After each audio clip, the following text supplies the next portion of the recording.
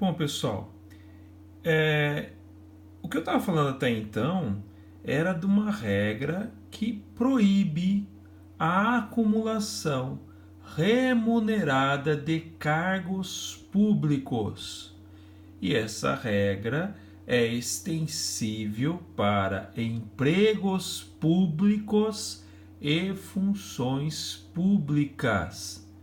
Não estamos falando aqui, obviamente, de acumulação de cargos públicos com empregos da iniciativa privada. Mas os estatutos, Estatuto dos Servidores Públicos Civis da União, a Lei 812/90, os Estatutos dos Servidores Públicos Municipais, o Estatuto do Servidor Público Estadual, o Estatuto da Magistratura, o Estatuto do Ministério Público, podem estabelecer, em razão do princípio da moralidade administrativa, outros impedimentos que não têm nada a ver com a disposição constitucional.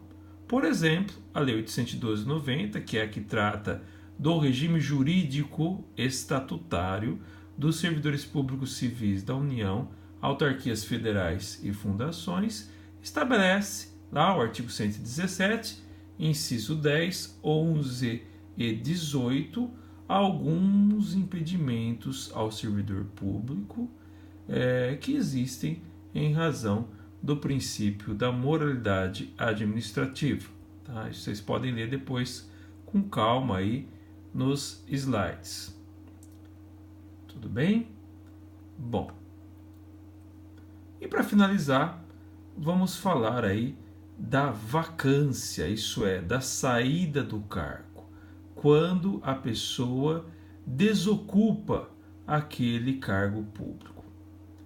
A vacância pode acontecer na hipótese da exoneração, né? Quando a pessoa quebra o vínculo profissional com a administração pública, ela vai desocupar o cargo público e, portanto, vai ser considerada exonerada. A grande diferença entre a exoneração e a demissão é que na exoneração não há exercício do poder disciplinar. A pessoa ela se desvincula do cargo público porque essa pessoa pediu, ou em algumas hipóteses legais, mas sem considerar a existência de uma infração disciplinar ou da prática de um crime em que houve aí o desempenho do poder administrativo disciplinar. A exoneração, então, não é uma penalidade. Ela pode acontecer mediante pedido ou de ofício, isso é, sem o servidor público fazer o pedido. De ofício, a exoneração vai ocorrer em determinadas situações. Por exemplo, no desligamento do ocupante de cargo em comissão. A administração pública, a autoridade administrativa que não mais confia naquele ocupante do cargo de confiança, vai então mandá-lo embora. Nesse caso, não precisa haver uma infração disciplinar, não precisa haver um processo administrativo disciplinar, não precisa haver contraditório ampla defesa. Por quê? Porque o que aconteceu foi tão somente a perda da confiança. Então, nesse caso, nós falamos de exoneração. Então, uma das hipóteses de exoneração de ofício, isso é, sem haver pedido do servidor público, é o caso do cargo em comissão, que tanto a nomeação, que não precisa de concurso público, quanto a exoneração, porque não tem estabilidade, no cargo em comissão é ad nutum, à vontade da autoridade administrativa.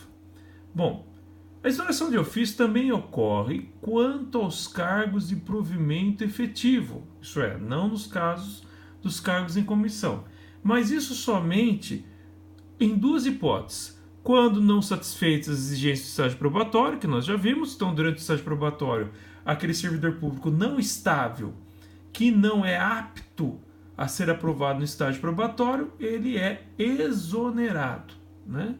E pode acontecer também a exoneração para o servidor público que ao ingressar no serviço público, a ser nomeado, isso é, ter o provimento e depois ter sido investido, isso é, ter tomado posse do cargo público, ele não entra em exercício no prazo estabelecido pela lei, como é o caso, por exemplo, dos artigos 34 e 35 da Lei 812 de 90.